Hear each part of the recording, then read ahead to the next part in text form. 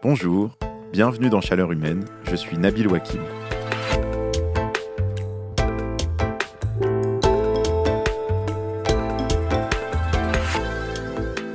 Il y a un peu plus de 15 ans, quand la vente en ligne a commencé à devenir quelque chose d'accessible et de généralisé, je dois vous avouer quelque chose, je suis devenu accro à un site de vente en ligne. J'ai acheté n'importe quoi.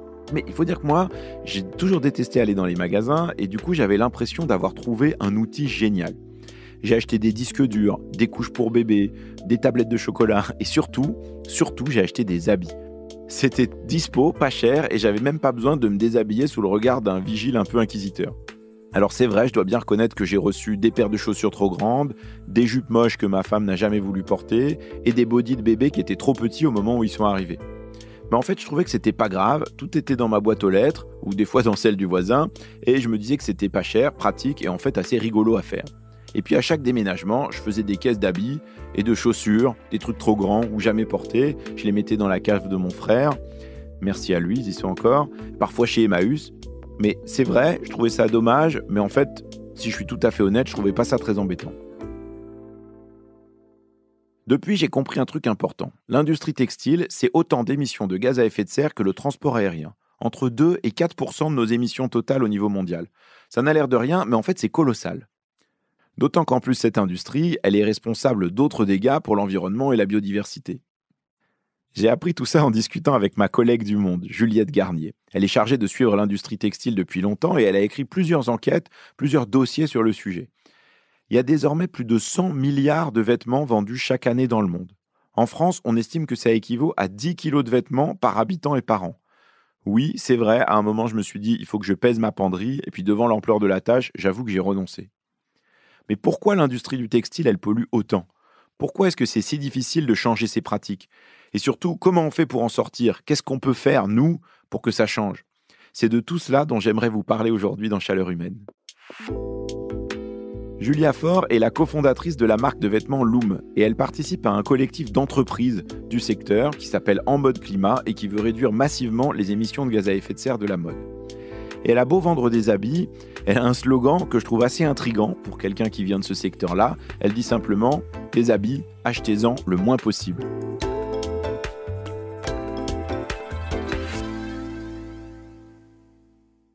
Bonjour Julia Faure. Bonjour. Avant qu'on parle de comment on peut faire autrement et que vous nous parliez aussi de votre expérience, j'aimerais bien qu'avant on fasse un peu le point sur pourquoi cette industrie de la mode pollue autant. Au fond, qu'est-ce qui émet du gaz à effet de serre dans l'industrie textile ? Est-ce que c'est le processus de fabrication ? C'est la quantité de vêtements qui deviennent ensuite des déchets de manière abondante ? D'où vient le problème en fait ? En fait, on peut déjà essayer de séparer les différents types de pollution. C'est pas la même chose les émissions de gaz à effet de serre, donc qui participent au réchauffement climatique, que par exemple les produits chimiques qui viennent polluer les eaux ou participer à l'extinction des insectes. Dans la mode, en fait, individuellement, chaque vêtement, il pollue relativement peu, parce qu'il faut relativement peu d'énergie pour produire un t-shirt, relativement peu de pesticides pour sortir les 200 grammes de coton qui permettront de faire ce t-shirt, et relativement peu de produits chimiques pour teindre un t-shirt, puisque c'est des petites pièces, ça n'a rien à voir, par exemple, avec ce qu'il faut pour faire un iPhone, par exemple, ou ce genre de produits très technologiques. Le vrai problème de la mode, il est dans les quantités de vêtements, c'est-à-dire le poids de pollution ou le poids carbone individuel des vêtements est assez faible. Le problème, c'est qu'on produit énormément de vêtements. Pour vous donner une idée, rien qu'en France, c'est chaque année 2,5 milliards de vêtements qui sont mis sur le marché. C'est plus que de boîtes de ciseaux, en fait, qui sont vendues. Donc ça nous dit quelque chose sur comment on consomme les vêtements. Actuellement, dans notre monde, on consomme les vêtements comme si c'était un consommable, comme si c'était des œufs. On les casse, on fait une omelette et ensuite on en rachète. Et donc finalement, ce qui pollue, c'est cette masse de vêtements qui est produite. Donc ça renvoie évidemment à ce qu'on appelle la fast fashion, donc toutes ces marques de type H&M, Zara, etc., qui produisent massivement dans des pays à bas coût. Mais dans ce processus-là, qu'est-ce qui pollue en fait ? C'est quoi ? C'est la manière de produire ? C'est l'énergie qui est utilisée ? C'est le transport ? C'est le fait qu'on en fasse des déchets ensuite ? Si on prend l'impact carbone, le transport, donc c'est-à-dire les émissions de CO2, le transport dans le textile, c'est assez faible, c'est 2%. Pour la même raison que le poids carbone individuel d'un vêtement est assez faible, c'est qu'un t-shirt, c'est très léger. On peut le plier, ça occupe très peu de place. Donc le transport, il se fait majoritairement par container. Et donc, c'est très, très optimisé. On peut mettre beaucoup, beaucoup, beaucoup de t-shirts dans un container. Donc, individuellement, à l'échelle d'un t-shirt, le transport, c'est assez peu. Si on parle en termes d'émissions de gaz à effet de serre, on pourrait avoir tendance à penser que c'est les matières premières qui émettent beaucoup, le coton, le polyester, etc. Mais finalement, ça représente pas plus de 30% en fait du poids carbone d'un vêtement. Ce qui émet beaucoup de gaz à effet de serre dans la fabrication d'un vêtement, c'est la phase industrielle. C'est toute l'énergie que consomment les machines pour transformer une matière première en un vêtement. Parce qu'on l'a peut-être pas en tête, mais pour passer du champ de coton à un t-shirt, pour reprendre le même exemple, on passe par plusieurs étapes industrielles. Donc on récolte le coton. Donc ça, c'est quand même des grosses machines. C'est plutôt du coton conventionnel, généralement, et c'est plutôt de l'open field avec tous les travers de l'agriculture intensive, avec ces gros tracteurs, ces engrais qui viennent plutôt du pétrole, etc. Donc on récolte le coton, ensuite on va le transformer en fil. Ça, c'est des énormes machines, des énormes usines. Ensuite, on va le transformer en tissu ou en tricot. Donc on va le tricoter ou le tisser. Ensuite, on va le teindre. Et ensuite, seulement à la fin, on va le confectionner. On va assembler les différentes parties pour en faire un vêtement. Toutes ces étapes-là que je viens de décrire, ces étapes industrielles, c'est des étapes qui sont extrêmement consommatrices en énergie. Il faut beaucoup d'énergie pour faire chauffer l'eau, pour faire la teinture. Il faut beaucoup d'énergie pour faire marcher ces énormes machines qui sont les machines de filature ou les machines de tissage. Parce qu'en fait, l'industrie textile, l'industrie de la mode, c'est une industrie. Et donc, une industrie, c'est comme si vous imaginez une industrie automobile, c'est des grosses machines. Ces grosses machines, elles consomment de l'énergie. Et cette énergie, c'est majoritairement des énergies fossiles, donc du pétrole ou du charbon, qui émet beaucoup de gaz à effet de serre. D'ailleurs, on voit ça dans ce reportage de France 5 dans lequel vous apparaissez. Vous allez au Bangladesh. Il y a, pour résumer, des gens qui vous contactent sur Internet en vous disant « Nous, on peut faire les mêmes vêtements que vous faites, mais en les faisant beaucoup moins cher. » Et donc, vous allez au Bangladesh, vous les rencontrez et vous visitez leur usine. Ce que j'ai trouvé frappant, c'est qu'on y voit ces grosses machines que vous décrivez, mais en fait, tout ça a l'air assez récent, plutôt du bon matériel. Et donc, on découvre, enfin en tout cas moi, j'ai découvert à ce moment-là, une industrie de masse. C'est-à-dire que cette production-là, pour pouvoir assurer la production pour la fast fashion, en fait, il faut des énormes usines avec des énormes machines. Moi aussi, j'étais hyper surprise en allant là-bas de la dimension en fait des usines. J'avais conscience que le Bangladesh, c'était quand même l'usine du monde et que sûrement les usines que j'avais trouvées là-bas étaient plus grosses que celles avec qui je travaille actuellement au Portugal et en France, mais j'avais pas conscience de cette dimension. J'ai vu des usines où il y a 10 000 ouvrières. 10 000, vous imaginez, c'est comme si c'était une ville entière sur des lignes avec des machines à coudre qui produisaient des vêtements. Donc c'est vrai qu'en allant là-bas, dans le cadre de ce documentaire, j'ai vraiment pris conscience de ce que c'était surproduire. C'est-à-dire que sur chaque modèle qui était produit, c'était telle quantité, c'était des millions de pièces en fait qu'une usine pouvait sortir en quelques mois. Donc c'était hallucinant, ouais. Mais alors pourquoi on produit autant si on n'a pas besoin d'avoir autant de vêtements ? C'est quelque chose d'assez récent, finalement, le fait qu'on considère nos vêtements comme jetables, qu'on les achète, qu'on les mette et qu'on en rachète de nouveau très régulièrement, c'est un comportement qui est pas très vieux, parce que, pour donner une idée, en 30 ans, on a doublé le nombre de vêtements qu'on achète. Alors, comment l'industrie textile a réussi à modifier comme ça notre comportement pour qu'on double en fait notre consommation de vêtements ? La première chose, elle a réussi à faire baisser drastiquement le prix des vêtements. Et pour ça, il y a une solution simple, c'est les délocalisations. Aujourd'hui, voilà, la plupart des vêtements qu'on achète dans les chaînes de fast fashion, c'est des vêtements qui sont produits en Asie, où en fait les salaires sont ridicules. Pour vous donner un exemple, au Bangladesh, le salaire minimum, c'est-à-dire le SMIC, c'est 20% du salaire vital. Et le salaire vital, c'est ce que les ONG définissent comme vraiment le minimum du minimum qu'il faudrait avoir pour vivre à peu près dignement. C'est-à-dire s'acheter à manger, avoir un toit sur la tête et donner à manger à ses enfants, quoi. Donc au Bangladesh, le salaire minimum, c'est 20% de ça. Donc le bas prix du textile, c'est une conséquence directe de l'exploitation des gens à l'autre bout du monde. Et ça a été permis par les délocalisations, c'est-à-dire bouger la production dans des pays où finalement la loi protège mal les personnes qui fabriquent les vêtements. Mais ça, c'est pas suffisant. En fait, faire baisser le prix des vêtements, c'est pas suffisant pour faire doubler en fait notre consommation.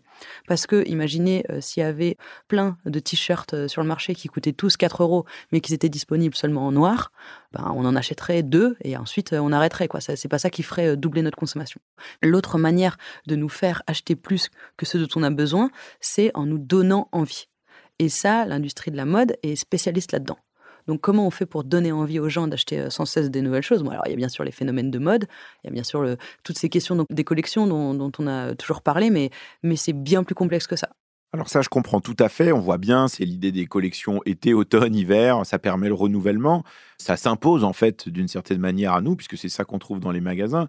Mais ça explique pas pourquoi on achète autant. vous achetez beaucoup parce que vous avez l'impression qu'il y a des nouvelles tendances et parce qu'on renouvelle les collections. Vous achetez beaucoup parce qu'il y a une édition limitée. Vous achetez beaucoup parce qu'il y a un drop. Mais vous achetez aussi beaucoup parce qu'il y a des promotions et vous dites que c'est une bonne affaire et que vous voulez pas passer à côté. Et vous achetez aussi beaucoup parce que on vous propose tellement de modèles que c'est impossible qu'il n'y en ait pas un qui vous plaise. Oui, c'est-à-dire ça crée un comportement où quand on est dans un magasin de type H&M, en fait, on est comme un enfant dans un magasin de jouets, donc on se dit, tout est à peu près accessible, tout est disponible sous ma main, donc pourquoi je m'en priverais finalement? Et tout me fait envie, en fait. Et là, vous prenez l'exemple d'H&M. Donc H&M, déjà, c'est quand même beaucoup de références. C'est plus de, je crois que c'est 10 000 pièces qui sont disponibles sur le site internet.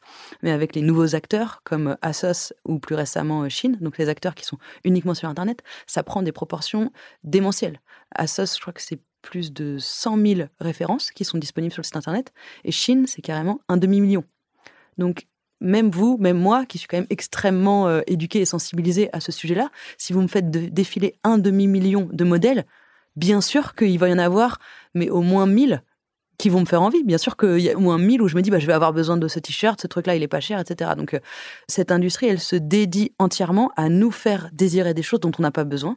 Et donc, on achète trop de vêtements parce qu'on peut, parce qu'ils sont pas chers, et on achète trop de vêtements parce qu'on veut, parce qu'on est sans cesse en train d'attiser notre désir. Enfin, on n'est pas non plus des idiots, c'est-à-dire qu'on ne se fait pas piéger par l'industrie de la mode. On est aussi nous-mêmes acteurs et actrices du fait de participer à cette surconsommation parce qu'on est content que ce soit pas cher et qu'on a été habitué d'une certaine manière à pas payer cher nos habits parce qu'aujourd'hui, si on voit un t-shirt qui coûte 40 €, on se dit qu'on se fait arnaquer parce que le vrai prix d'un t-shirt dans la tête de beaucoup de gens, moi y compris, c'est le prix qu'on voit dans les magasins de fast fashion.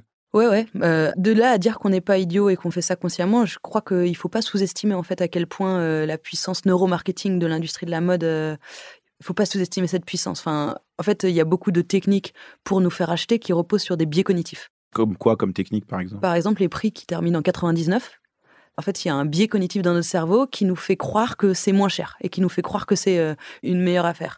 L'autre biais cognitif qu'il peut avoir, c'est un biais de surexposition. C'est-à-dire, si vous avez été exposé plein de fois à la pub d'un même produit, vous allez avoir plus tendance à l'acheter. C'est de la stratégie des marques, vous savez, qui vous martèlent sans cesse leur logo et leur baseline pour créer ce biais, etc. Et l'intérêt de ces biais, en fait, c'est de provoquer un comportement d'achat qui soit de l'ordre plutôt du réflexe que de la réflexion. En fait, c'est le même principe que quand vous allez sur un célèbre site de réservation de logement et que vous voyez plus que 3 disponibles. En fait, vous allez prendre une décision dans l'urgence plutôt que de prendre un peu de recul et de vous dire « Attends, ce logement, il est pourri, vraiment, je vais pas le réserver. » quoi. Donc, l'industrie textile, elle est spécialiste, en fait, dans l'utilisation de ces biais marketing, ce qu'on appelle des dark patterns, en fait. Oui, mais en fait, est-ce que ça, c'est si grave? C'est-à-dire, qu'est-ce qui deviennent ces dizaines de vêtements qu'on achète et puis qu'on met jamais? S'ils restent dans notre penderie, ils ont déjà été achetés, ils ont déjà été produits, la pollution, elle a déjà eu lieu, non? Oui, alors dans les faits, vous les laissez pas dans votre penderie. Vous-même, vous l'avez dit, hein, vous donnez à Emmaüs. Cette industrie, elle vous encourage aussi beaucoup à donner. D'ailleurs, c'est ça hein, le terme qui est employé. Personne ne jette ses vêtements. Tout le monde a l'impression vraiment de faire une bonne action. Quand on met son vêtement dans une borne textile, on a vraiment l'impression que ça va aider les pauvres. Dans les faits, sur les 1 milliard de vêtements qui sont récoltés chaque année dans les bornes textiles en France, il y en a seulement 5% qui sont réemployés en France, qui se retrouvent dans les magasins de seconde main ou qui sont donnés aux personnes dans le besoin. Sur le reste, en tout cas 50% de ce qui est collecté, c'est envoyé à l'étranger et ça finit dans des pays, plutôt pays d'Afrique, théoriquement pour qu'eux puissent s'habiller avec notre seconde main. Le seul problème, c'est que les quantités qu'on envoie sont si démentielles qu'en fait, c'est juste qu'au lieu de jeter ces vêtements dans des décharges en France, ils finissent dans des décharges là-bas. Et comme ils n'ont pas les infrastructures qu'il faut, ni l'argent qu'il faut pour traiter ces déchets, en fait, ça finit globalement dans la nature. Ça pollue finalement ces pays. Pour vous donner un exemple, le Ghana, c'est un des pays qui est assez mis en lumière sur cette question de l'arrivée des déchets textiles. Le Ghana reçoit chaque semaine 15 millions de vêtements. C'est une population de 30 millions de personnes. Donc on voit bien que si chaque semaine ils reçoivent de quoi rhabiller la moitié de leur population, on voit bien que très rapidement ils sont débordés en fait par les vêtements qu'ils reçoivent. Et c'est exactement ce qui se passe quoi. Et pour donner une image, c'est comme si vous sortiez les poubelles tous les jours et que les éboueurs ne passaient jamais. C'est exactement ce qui se passe aujourd'hui dans le textile. On produit tellement, on jette beaucoup, en tout cas on met beaucoup dans les bornes textiles. Du coup, les pays comme les nôtres se débarrassent beaucoup dans les pays africains. Et en fait, ça finit par s'accumuler dans la nature de ces pays parce qu'ils n'ont ni les infrastructures et ni même en fait, les capacités de recevoir autant. Nous, la France, on envoie chaque semaine 10 millions de vêtements à l'étranger. Et au final, au moins 40% d'entre eux vont directement polluer la nature de ces pays moins bien équipés.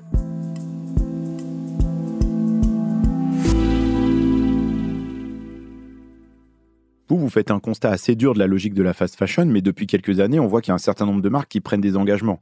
Levi's a lancé une campagne Buy Better, Wear Longer, donc acheter mieux, porter plus longtemps. H&M propose des bacs pour recycler ses vêtements contre un chèque cadeau.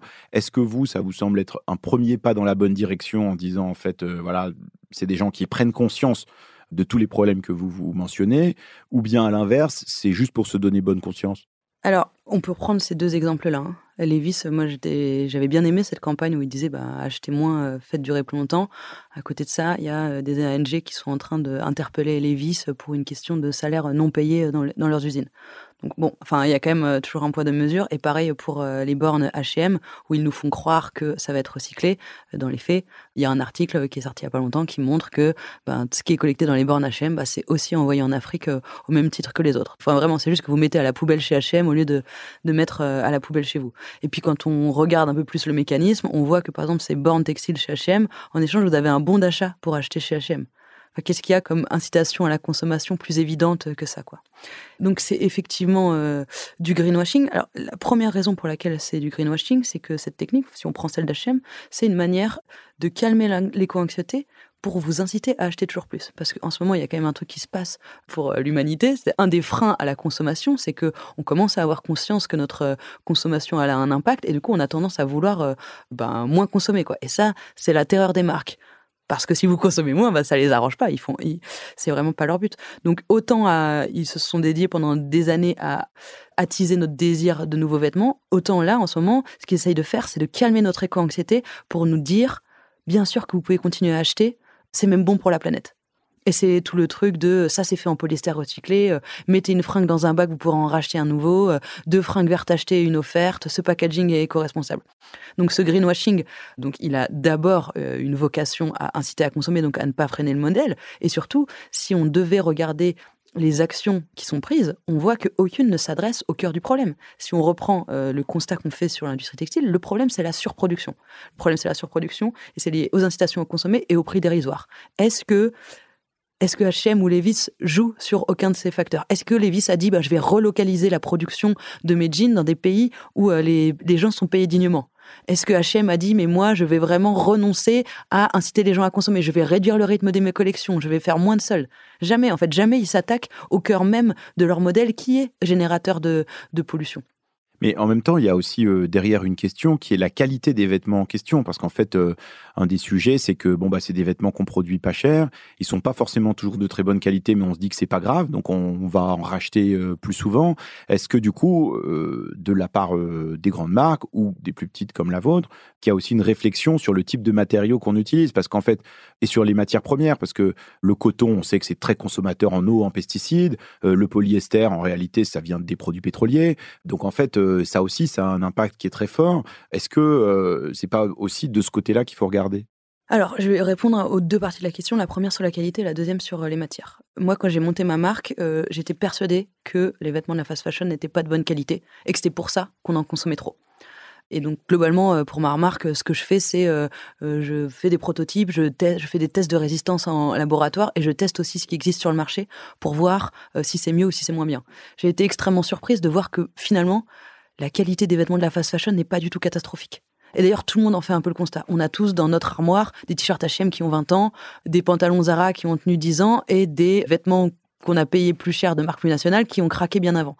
Donc, pour moi, ça a été une révolution, genre de comprendre que notre surconsommation de vêtements n'est pas liée ou à la marge à la dégradation de la qualité. Et finalement, quand on y réfléchit, quand on regarde de près, c'est assez logique. La fast fashion, elle utilise par exemple beaucoup de polyester. Le polyester, c'est une fibre plastique, c'est beaucoup plus résistant que le coton, qui est une fibre naturelle. Donc, globalement, si vous achetez un t-shirt 100% polyester, il va être beaucoup plus résistant qu'un t-shirt 100% coton. Bon, après, il y a d'autres problèmes, vous puez plus dedans, on transpire plus rapidement, c'est moins agréable au contact. Mais si on parle de qualité dans le sens résistance propre, résistance des vêtements, elle ne s'est probablement pas dégradée avec la fast fashion. En tout cas, ce n'est pas ça la raison qui fait qu'on se débarrasse des vêtements. Et d'ailleurs, vous pouvez regarder, c'est la raison pour laquelle on se débarrasse des vêtements, c'est soit parce qu'on les met plus, soit parce qu'on les aime plus, soit parce qu'on a la flemme de les réparer, soit parce que c'est plus cher de les réparer que d'en acheter un neuf.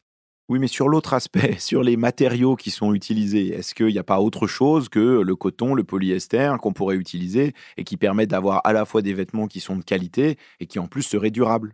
On attend toujours une espèce de solution miracle, vous savez, un truc à base d'algues ou de déchets de pamplemousse ou de marc de café réaggloméré qui permettrait de continuer à consommer autant grâce à une merveille technologique. Dans le textile, cela n'arrive pas. Il y a des matières qui sont bien, mais si on devait, par exemple, on parle beaucoup du lin. Le lin, c'est vraiment génial, c'est produit localement, etc. Si on devait maintenir la production actuelle et faire tout en lin, mais en fait, il faudrait recouvrir, je crois, on avait fait le calcul avec mon associé, je crois que c'est la moitié des terres d'Europe, des terres arables d'Europe. Donc oui, on serait tous en lin, mais on pourrait plus manger, en fait. Donc il y a une vraie chose à avoir en tête, c'est qu'il n'y a pas de matière miracle et que le problème et la solution ne viendront pas de la matière. En fait, c'est normal de polluer. Vivre, c'est polluer. Produire, c'est polluer. C'est normal, en fait. Il faut accepter que notre existence sur Terre, elle a un impact. Ce qui n'est pas normal, c'est le gâchis qu'on en fait. Ce qui n'est pas normal, c'est de polluer pour faire des vêtements qu'on va porter 2 fois et qu'on va acheter. Il faut en fait un peu respecter finalement tout ce qui est issu de l'industrie et des chaînes de production en acceptant que voilà, produire un t-shirt, ça pollue. Et pour rendre hommage finalement aux ressources qui ont été consommées, le faire durer le plus longtemps possible. Oui, mais alors pour faire durer le plus longtemps possible, c'est aussi des normes sociales parce qu'en fait, on voit finalement pas tant de gens que ça se promener avec des habits rapiécés ou un peu tachés. La norme, c'est quand même de porter des habits qui sont différents. On va pas tous les jours au travail habillé de la même manière. Donc, c'est aussi un regard social finalement sur la manière dont on s'habille et l'usage qu'on a des habits. Oui, tout à fait. Et c'est une norme qui a quand même beaucoup évolué. Hein. C'est mon associé qui me racontait que sa grande-tante lui avait raconté que, désolé, hein, on dit, mais qu'à l'époque, dans son village, il y avait une raccommodeuse qui passait tous les 2 jours, quoi. Enfin, c'est-à-dire, le fait de raccommoder les vêtements, de les rapiécer, de les faire durer, c'était un métier extrêmement central, en fait, dans la vie de tout le monde. Et ces métiers-là, et ces normes-là, et ces habitudes-là, elles disparaissent quand le prix du neuf devient moins important que le prix de la réparation, quoi. Et Oui, absolument. Ça coûte moins cher d'aller acheter un nouveau t-shirt chez H&M que de se faire rapiécer son t-shirt chez la couturière du coin. Donc, c'est vrai qu'il y a un côté paradoxal là-dedans. On n'a pas d'encouragement, d'une certaine manière, à faire durer nos habits plus longtemps. c'est vrai, et il y a aussi vraiment une perte d'habitude parce que vraiment, c'est pas si cher que ça quand même de faire réparer ses vêtements. Enfin, du coup, nous, on le fait beaucoup et on essaie d'encourager quand même nos clients et nos clientes à le faire. Ce qui coûte cher, par exemple, c'est de changer un zip. Ça peut coûter 15 €, quoi. Mais faire un ourlet, c'est 10 €. Faire réparer un petit trou, enfin, il y a des choses qui coûtent 2 €. Enfin, c'est globalement pas très cher. Donc, mais c'est vrai que la concurrence face à la fast fashion très peu chère, elle est terrible. Mais surtout, il y a un truc, on est des générations qui avons perdu cette habitude d'aller faire réparer, ajuster, entretenir. Et on a aussi des générations qui avons perdu le savoir-faire sur comment entretenir un pull. Enfin, c'est assez rigolo parce que nous, on le voit dans la typologie de nos clients. Donc, avant, on vendait des pulls en laine qui ne passaient pas en machine. Maintenant, on a trouvé une autre laine qui permet de passer en machine. Mais voilà, si vous demandez à n'importe quelle grand-mère ou grand-père comment on lave un pull en laine, tout le monde sait qu'il ne faut pas le laver en machine. Cette génération-là, elle le sait. Et si vous demandez à des gens 2 générations après, en fait, ah bon, ça ne se passe pas en machine, mais moi, je mets tout en machine, en fait. Donc, il y a aussi un savoir de l'entretien des vêtements et du faire durer des vêtements qui a disparu avec le déferlement de cette fast fashion. D'ailleurs, vous, quand vous vendez des vêtements, vous donnez aussi des conseils aux gens. Pas laver trop souvent les habits ou laver à 30 degrés ou à froid. Ou par exemple des conseils d'entretien. Nourrir ses ceintures en cuir avec de la crème hydratante. Resserrer les manches de son pull devenu un peu flagada avec de la vapeur. Est-ce que vous savez si les gens qui achètent ces produits, ils suivent ces conseils ou bien finalement, ils font la même chose avec vos produits qu'avec ce qu'ils achèteraient ailleurs? C'est-à-dire que quand ça commence à s'abîmer, ils achètent autre chose. Alors, on sait que ça fait durer plus longtemps les vêtements parce qu'en fait, nous, on A/B teste toutes ces techniques. Enfin, vraiment, c'est-à-dire que, par exemple, on a testé différentes techniques pour blanchir, par exemple, un t-shirt qui aurait jauni aux aisselles. Et on sait que la technique qu'on propose, elle marche, quoi. Donc, c'est quelque chose avec du percarbonate de soude. Donc, on sait que les conseils qu'on prodigue, ils marchent. On sait que c'est hyper facile d'enlever les bouloches d'un pull, de resserrer les manches, pareil, d'un pull en laine, etc. Nos techniques, elles marchent. On n'a pas les chiffres sur est-ce que les gens, dans quelle proportion les gens les utilisent ou pas. Mais on a des messages de gens qui nous disent « Ah oui, je savais pas, ça c'est trop bien. Ah mais c'est magique ça. Ah mais c'est trop bien. » Surtout, il y a un truc trop rigolo, c'est quand même le déboulochage des pulls.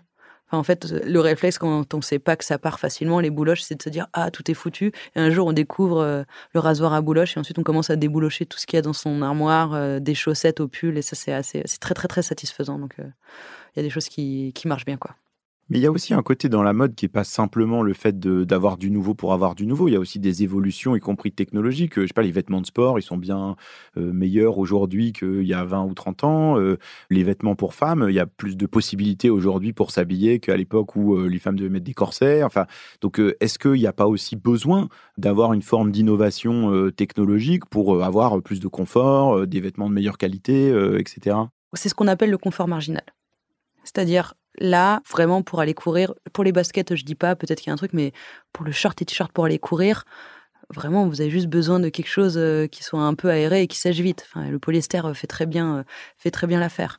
Si vous en voulez plus, si vous voulez quelque chose de plus technique, je peux comprendre si vraiment vous vous entraînez pour les JO. Mais même si vous allez courir 7 fois par semaine, vous n'avez pas besoin de plus de technicité pour aller courir. Et on observe quand même quelque chose comme ça aussi dans tout le textile technique, c'est-à-dire que les gens sont suréquipés. C'est-à-dire que vraiment, c'est en montagne, pour aller randonner, on voit vraiment des gens avec des kawaii qui peuvent résister à... on peut rester 6 ans sous la neige avec, quoi. C'est démentiel. Et il faut pas oublier que toute cette qualité supplémentaire, en fait, c'est des ressources supplémentaires. Donc, avoir la surqualité, c'est-à-dire avoir des vêtements trop performants par rapport à l'usage qu'on en fait, mais ça aussi, c'est du gaspillage, en fait. C'est exactement comme si vous vous trimballiez pour aller de chez vous à la boulangerie, vous y alliez en bus alors que vous êtes tout seul et que c'est à 5 minutes en vélo. Enfin, c'est du gâchis, en fait, à la fois de matériaux et d'énergie, quoi. Donc, moi, j'ai l'impression que là, toutes les avancées technologiques, elles sont là pour créer des besoins artificiels. Elles ne répondent pas à des besoins, elles nous font croire qu'on a de nouveaux besoins. Et moi, la première, moi aussi, quand je vais en montagne, maintenant, je veux des kawaii super légers, je veux des chaussures... Enfin, je veux aussi cette technicité parce qu'elle me facilite la vie, quoi. Mais c'est pas ça la vraie chose qui fera qui va changer notre vie dans notre pratique du sport au quotidien, quoi.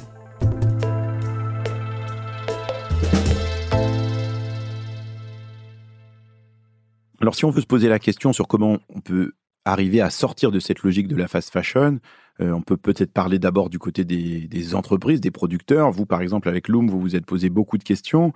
Je me souviens que vous avez eu un débat, par exemple, sur l'utilisation du coton, en disant au début, on va pas utiliser de coton bio. Puis finalement, vous avez changé d'avis, vous avez expliqué ça à vos clients. Comment vous faites ces arbitrages-là? C'est-à-dire, est-ce que vous avez une grille où vous dites, voilà, ça c'est OK, ça c'est pas OK, comme vous l'avez dit tout à l'heure, de toute façon, produire, c'est polluer. Ou est-ce qu'on met le curseur pour savoir si on en fait trop, pas assez, en termes d'impact? La question du coton, d'ailleurs, c'est intéressant. C'était suite à la lecture d'un livre de votre collègue Stéphane Foucard, entre autres sur l'usage des néonicotinoïdes dans l'agriculture, en particulier du coton. Là, dans ce cas précis, c'est qu'on était mal informés. Et donc, on pensait vraiment que le coton conventionnel, c'était quand même mieux parce que c'était plus résistant que le coton bio. Il y a beaucoup de mésinformations autour du coton et du coton bio. Si vous recherchez un peu partout sur Internet, les gens ils diront le coton bio, ça utilise plus d'eau, le coton bio, c'est moins résistant et tout. Et quand on a vraiment creusé le sujet, on s'est rendu compte que c'était faux et que le coton conventionnel, c'était une catastrophe écologique parce que non seulement ça utilise beaucoup de pesticides, mais surtout ça utilise cette catégorie de pesticides qu'on appelle les néonicotinoïdes, qui sont particulièrement délétères pour les insectes.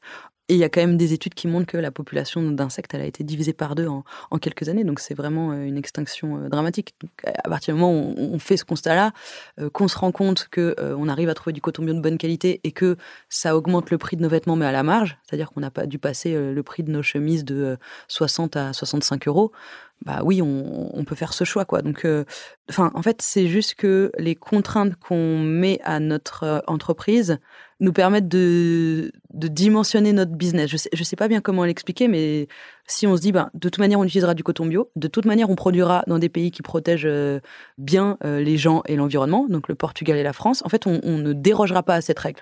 Donc, à partir du moment où on se met ces règles-là, c'est à nous d'être bons en business pour faire en sorte que notre marque fonctionne. Et donc ça, je peux pas vous dire exactement comment ça marche, je sais juste que ça arrive périodiquement, on découvre quelque chose qui va pas dans la mode et on prend un engagement pour ne pas participer à ça. Donc, quelque part, c'est un peu progressif, c'est-à-dire on essaye de produire dans les moins mauvaises conditions possibles. Oui, c'est ça. Et finalement, si on doit juste résumer qu'est-ce qui nous différencie en termes de production, c'est qu'on utilise du coton bio, on produit au Portugal et en France et pas en Asie, et qu'on met tous nos efforts pour faire des vêtements qui durent dans le temps, qui sont solides. Mais c'est vraiment juste ça qui caractérise notre production, on va pas plus loin. Ce qui est un vrai engagement pour nous, c'est la décision de ne jamais inciter les gens à consommer des choses dont ils n'ont pas besoin. Nous, on fait justement pas de dark pattern, pas de prix qui finissent en 9,99, pas de solde, pas de promo, pas de collection, pas de acheter un offert, pas de paiement en 3 fois sans frais, en fait, pas de pub. Toutes ces choses-là, on y renonce, quoi. D'ailleurs, quand je vous ai proposé de participer au podcast, je vous ai dit, bon, j'aimerais bien qu'on parle de la fast fashion, mais pas forcément essentiellement de votre marque. On m'a dit, mais moi, je m'en fiche, c'est pas grave, j'ai pas envie de faire de la pub. Et ça, c'est vrai que c'est assez contre-intuitif parce que comment on peut changer le monde de la mode d'une certaine manière sans avoir recours à l'argument, acheter mes habits parce qu'ils sont plus éthiques, mieux faits, réalisés dans des meilleures conditions que les habits de la fast fashion. À un moment donné, c'est quand même une concurrence entre des habits plus éthiques et des habits qu'on juge moins éthiques. Non ? Alors, c'est une conviction que j'avais au début quand on a commencé. On se disait, nous, le but, c'est de faire grossir notre entreprise. Et un jour, nous, les entreprises éthiques, on va remplacer les entreprises les plus destructrices, si on prend H&M, etc. On est 5 ans plus tard, notre entreprise, elle est rentable, elle marche hyper bien. Et on y en a pas mal, des marques du secteur textile qui sont vraiment des succès, purement économiques, Veja, Patagonia, etc. Mais si on regarde l'impact écologique de la mode, le succès de ces marques n'a pas du tout fait baisser en fait l'impact écologique de la mode. Au contraire, chaque année, on produit plus, chaque année, on émet plus de gaz à effet de serre, chaque année, on pollue plus les rivières. Et voire même, si on regarde plus précisément, la croissance et le succès des marques éthiques ne s'est jamais fait aux dépens des marques de la fast fashion. En fait, dans ce temps où nos business se développaient, la fast fashion et l'ultra fast fashion s'est développée encore plus vite. Si je prends l'exemple de Shein, cette marque d'ultra fast fashion qui existe en France, mais on la connaît depuis 4-5 ans, elle fait aujourd'hui 11 milliards de dollars, enfin en tout cas entre 10 et 20 milliards de dollars de chiffre d'affaires annuellement. Et Patagonia, à côté de ça, qui est la plus grosse des marques éthiques, qui est un carton, tout. Vous voyez, c'est vraiment un succès économique sans précédent pour les marques éthiques, fait 1 milliard de dollars. Donc la plus grosse des marques éthiques est 10 fois plus petite que cette marque d'ultra fast fashion qui sort de nulle part. Ce que ça nous dit, c'est que ça ne marche pas, ce modèle qui nous fait croire que c'est par le consommateur qu'on va finalement réorienter les business models et que la fast fashion va disparaître ou que les marques les moins vertueuses vont disparaître au profit des petites éthiques. Ça ne marche pas. Ce modèle économique ne marche pas. Ce retournement par le consommateur ne marche pas. Donc, si ce n'est pas les individus qui peuvent avoir ce poids-là, qu'est-ce qui peut l'avoir ? Alors, c'est des politiques publiques, c'est des systèmes d'interdiction, c'est quel type d'efforts collectifs peuvent être menés qui auraient vraiment un impact ? Oui, c'est exactement comme sur la route, en fait. Si vous voyez que demander aux gens de ne pas rouler en état d'ébriété, ça ne marche pas, vous mettez en fait des règles qui interdisent de rouler en état d'ébriété et qui punissent en fait les comportements qui mettent tout le reste des usagers en danger. Et c'est exactement la même chose qu'il faut faire dans la mode. C'est-à-dire qu'à partir du moment où on fait rentrer sur le territoire français des produits qui ont été confectionnés par des gens qui sont payés 20% du salaire qu'il faudrait pour vivre dignement, on autorise en fait ce comportement-là à partir du moment où on laisse des gens faire impunément du greenwashing, ouvrir des magasins sur les plus grandes avenues commerciales de notre pays. On dit à toutes les marques, c'est possible d'avoir ce comportement-là. Donc tant qu'on ne réglemente pas le secteur... Mais qu'est-ce qu'on pourrait réglementer, par exemple ? Dire on refuse l'importation d'habits d'un certain nombre de pays qui ne respectent pas certaines réglementations environnementales. Quel type de mesures pourrait formuler le personnel politique pour changer ce qui arrive dans nos magasins et ce qui est à notre disposition ? Une première mesure qu'on pourrait appliquer, c'est simplement demander l'application des réglementations existantes. Je vais vous donner quelques exemples. Quand on est une marque et qu'on vend des vêtements en France, on est obligé de payer l'écotaxe. L'éco-contribution, c'est comme sur les frigos, vous savez, c'est ces quelques centimes qui servent à gérer la fin de vie des produits. Bon, voilà, il y a plein de marques qui fraudent l'éco-contribution et qui mettent sur le marché en France et il ne leur arrive rien. Il y a une autre réglementation pour vendre et distribuer des produits en Europe. Il faut que les produits respectent la réglementation REACH, qui est globalement une réglementation qui dit il ne faut pas qu'il y ait plus de pourcentage de produits toxiques dans votre vêtement parce que sinon ça risque d'être dangereux pour les gens et pour l'environnement. Qui est une réglementation européenne. Qui est une réglementation européenne. Donc les industriels français, ils respectent cette réglementation, ils sont contrôlés en leur sortie d'usine. Mais par exemple, il y a un documentaire il n'y a pas longtemps qui a montré que cette même marque Shein, ils ont testé le taux de plomb sur quelques-uns de leurs produits qu'ils ont fait venir et le taux de plomb était 3 fois supérieur à la norme REACH. Il n'y a eu aucune sanction suite à ça. On n'a pas vu le site qui a été déréférencé, il n'y a même pas eu un mot qui leur a été adressé. Donc déjà, appliquer les réglementations existantes, ça permettrait bon, de rétablir une sorte de justice quand même entre ceux qui les respectent et ceux qui les respectent pas, mais effectivement, ce n'est pas suffisant. Si on reprend le problème à la base, ce qui fait la surconsommation, c'est les prix dérisoires et c'est les incitations à consommer. Donc c'est ces deux axes-là sur lesquels il faut agir. Les prix dérisoires, par exemple, si on appliquait l'obligation, je sais pas, de produire dans des pays dont le salaire minimum est au moins égal au salaire vital, ça serait déjà quelque chose d'incroyable. Mais même sans aller aussi loin que ça, si on appliquait le devoir de vigilance, qui est quand même une loi qu'on attend depuis hyper longtemps, qui rend responsables les marques des catastrophes qui peuvent se passer chez leurs sous-traitants. Ça fait beaucoup écho au Rana Plaza, où il y a cette usine qui s'est effondrée. On a retrouvé les étiquettes d'énormément de marques européennes et nord-américaines et aucune n'a eu aucune sanction. Donc, s'il y avait l'application, par exemple, de ce devoir de vigilance, les marques y réfléchiraient à 2 fois avant d'aller produire dans des pays qui sont moins disants sur les conditions de travail de leurs salariés. Mais aussi, une manière extrêmement simple, ça serait de pénaliser finalement ces prix dérisoires de la fast fashion, c'est d'introduire un indice de réparabilité. C'est-à-dire, alors il faut que j'arrive à bien le formuler, c'est-à-dire si le prix de la réparation, c'est plus que 50% du prix du produit neuf, ce produit neuf, il doit être pénalisé. C'est pas possible que ça soit moins cher de racheter neuf que de réparer. Et on pourrait aussi dire, par exemple, que si vous avez plus de 10 000 références en ligne, ou voire plus de même 1000, on peut dire que là, ce que vous essayez de faire, c'est inciter à consommer. Et là, on pénalise, encore une fois, c'est les sites ou les marques qui incitent trop, évidemment, avec trop d'insistance à consommer. Donc, il y a tout un panel, en fait, de mesures qui peuvent être prêtes. Mais encore faut-il le courage politique et la volonté de les appliquer. Mais en tout cas, ce qui est sûr, c'est que sans réglementation, ça ira de mal en pire.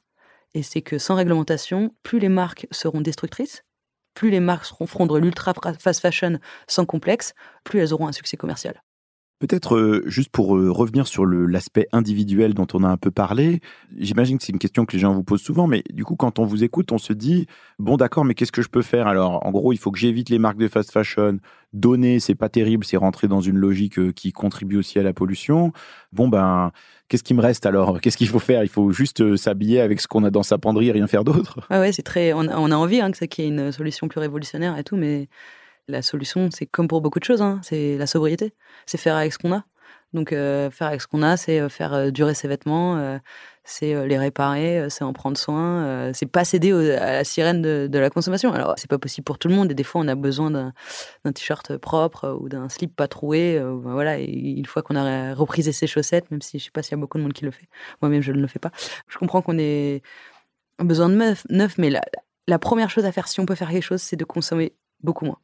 Beaucoup moins, vraiment acheter beaucoup moins. La deuxième chose à faire, c'est s'il faut consommer neuf, choisir des vêtements qui sont produits, dans des pays où on accepterait d'envoyer nos enfants en colo. Je pense que ça doit être ça le critère, quoi. Par exemple, je pense qu'il faut éviter d'acheter des produits qui sont faits en Chine ou au Bangladesh parce que j'enverrai pas mes gosses là-bas, quoi, en colo. Donc voilà, je pense qu'il faut avoir ces 2 critères-là. Et le troisième critère, c'est le coton bio. On peut plus acheter de coton conventionnel, c'est une catastrophe. Il faut vraiment privilégier ça, quoi.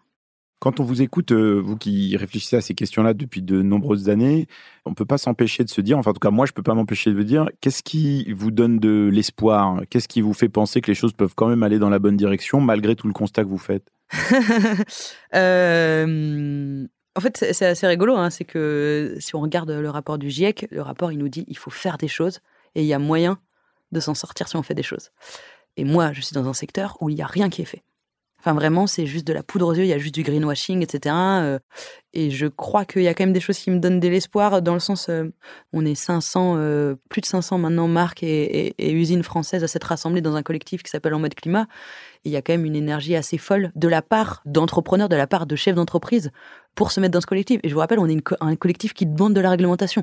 Et de la réglementation qui va s'appliquer à nous aussi, La réglementation qui pénalise les promos, les soldes, la réglementation qui pénalise le renouvellement des collections, nous aussi, on va se l'appliquer, quoi. Et en fait, on a tellement conscience de cette urgence climatique qui nous arrive qu'on dit, mais on préfère une réglementation qui s'applique à tout le monde, nous y compris, que d'aller droit dans le mur.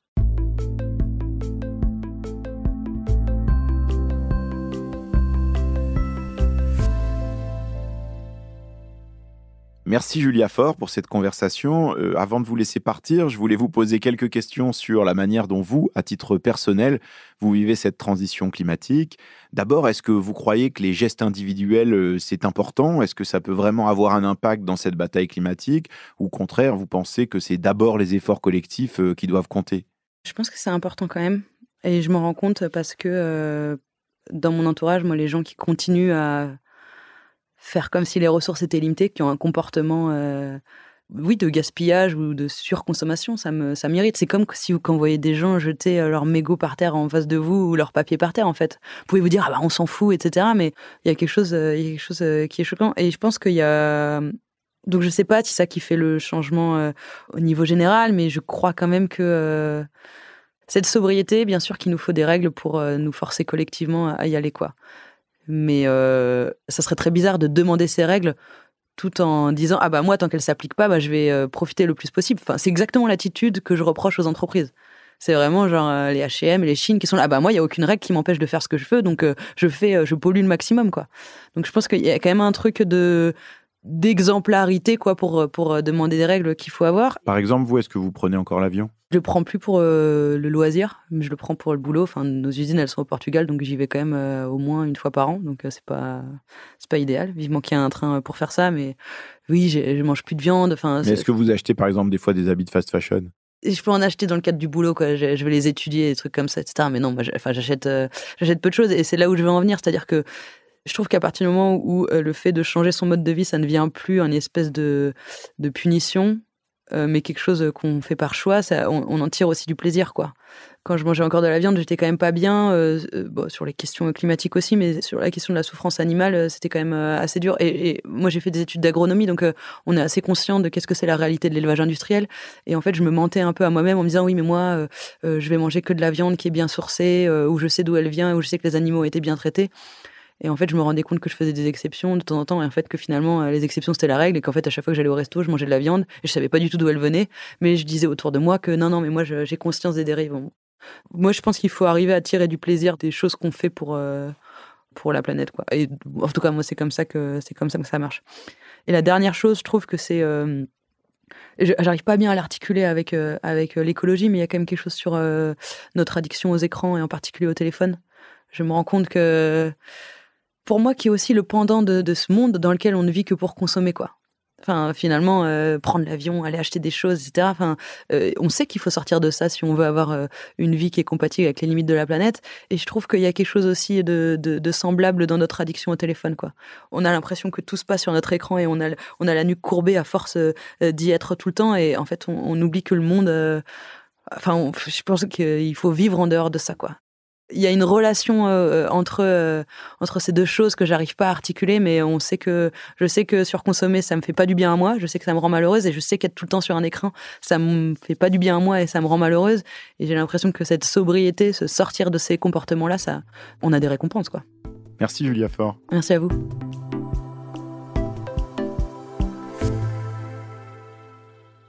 Cette conversation passionnante avec Julia Faure m'a fait beaucoup réfléchir. Et si j'essaye de faire le tri dans la penderie, je retiens d'abord un message principal. Le plus efficace, en fait, si on veut agir, c'est de ne rien faire. D'acheter le moins de vêtements possible, point à la ligne. Voilà. Alors on peut porter ce qu'on a en stock, on peut acheter des vêtements de seconde main. Surtout, en fait, ce qu'elle dit, c'est qu'il ne faut pas céder aux sirènes des grandes marques du textile. Quand même, je retiens un chiffre. 2,5 milliards d'habits vendus chaque année en France. C'est fou, c'est colossal. Parce que le problème au cœur de tous les problèmes, c'est la surproduction et la surconsommation. Je ne me rendais pas compte à quel point c'était énorme. J'ai vérifié les chiffres qu'elle donne et elle a raison. On achète plus d'habits que de boîtes de 6 œufs. Ça paraît quand même complètement fou. Alors je trouve aussi intéressant ce qu'elle dit sur la communication et le marketing. Malgré tous les engagements qu'on peut trouver sur les pubs, si les étiquettes nous disent Made in China ou Made in Bangladesh, en gros, il vaut mieux passer son chemin. L'autre truc qui m'a un peu déprimé, c'est ce qu'elle dit sur le don de vêtements. La moitié de ce qu'on met dans les boîtes de vêtements dans la rue, et je dois dire que je le fais assez souvent, est exporté et revendu dans des pays qui n'en ont pas besoin et vont ensuite polluer les rivières. Dans le genre décevant, c'est pas mal. On a l'impression de faire une bonne action et elle se retourne contre nous. En fait, c'est toujours ce piège, surproduction, surconsommation, c'est comme si on était coincé dans cette boucle. L'autre point que je retiens, c'est le débat sur les marques éthiques. En fait, c'est bien qu'elles existent et qu'elles puissent peser dans le débat, mais en fait, c'est pas elles qui vont renverser la table. Ça suffit pas, c'est trop petit, c'est un combat qui est trop inégal. En fait, si on le disait autrement, c'est comme si on avait 2 ou 3 hobbits tout seuls pour renverser Sauron et le Mordor. En fait, ça suffit pas, il faut une alliance, il faut un plan, il faut s'y mettre ensemble. Et du coup, ce que ça veut dire, c'est que ça dépend pas simplement de nos actions individuelles, du fait d'acheter ou de ne pas acheter.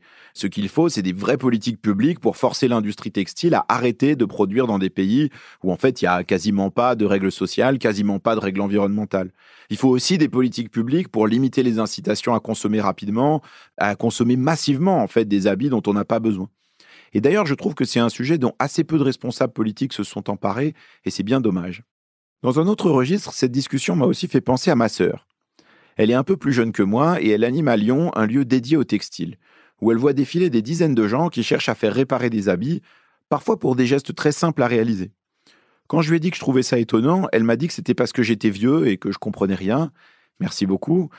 Mais aussi parce que de plus en plus de gens voulaient réparer leurs vêtements, mais n'avaient jamais appris à le faire eux-mêmes. Moi-même, qui viens d'une famille de patchwork et de couture, je dois bien avouer que je ne sais rien faire de mes 10 doigts. Je me demande comment faire pour faire en sorte que tout le monde apprenne un peu, pour que réparer, ça devienne plus marrant, plus intéressant que d'acheter du neuf. Et sans que ce boulot retombe encore et toujours, comme ça a été le cas historiquement, toujours sur les femmes. Moi, j'ai l'impression que, en fait, ce qui me manque pour y arriver, en fait, c'est du temps. Du temps pour apprendre à le faire, du temps pour créer, y réfléchir, du temps pour raccommoder, pour bricoler, comme le temps qui me manque pour préparer moi-même des falafels de pois chiches. Bon, si je suis honnête, je dois bien avouer que si je passais un peu moins de temps sur un site de vente privée à surconsommer des vêtements dont j'ai pas besoin, peut-être que j'aurais plus de temps pour apprendre à faire tout ça.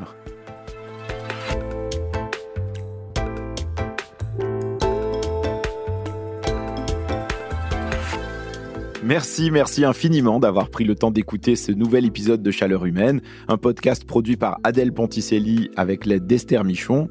Cet épisode a été réalisé par Amandine Robillard, qui a aussi composé l'excellente musique originale. Merci à mes collègues Juliette Garnier et Josepha Lopez pour leurs enquêtes et vidéos sur le sujet, que vous pouvez retrouver d'ailleurs sur le site du Monde. Je suis toujours très heureux de recevoir vos avis, critiques, suggestions et aussi vos questions sur les enjeux climatiques à l'adresse chaleurhumaine@lemonde.fr. Je lis et je réponds toujours aux messages avec attention. N'hésitez pas non plus à me faire parvenir vos conseils de lecture et vos recettes de cuisine. Et si par hasard il vous reste un grand carton de votre dernier achat sur un site de fast fashion, vous pouvez aussi en profiter pour m'envoyer par exemple un gratin d'aubergine au sésame. Ça sera toujours bienvenu. Chaleur Humaine, c'est aussi une newsletter hebdomadaire à laquelle vous pouvez vous abonner gratuitement sur le site du Monde. Il paraît que le mot français c'est infolettre. Je vais désormais y publier certaines des questions que vous m'envoyez sur l'adresse chaleurhumaine@lemonde.fr et peut-être même parfois des réponses. Si cet épisode vous a plu, vous pouvez faire 3 choses. Le faire suivre à quelqu'un que vous aimez bien, vous abonner sur votre application de podcast favori, et aussi ajouter des commentaires ou des étoiles pour nous encourager. Retrouvez-nous la semaine prochaine pour continuer à explorer nos options pour faire face aux défis climatiques. Merci pour votre écoute et bravo d'être resté jusque-là. À bientôt.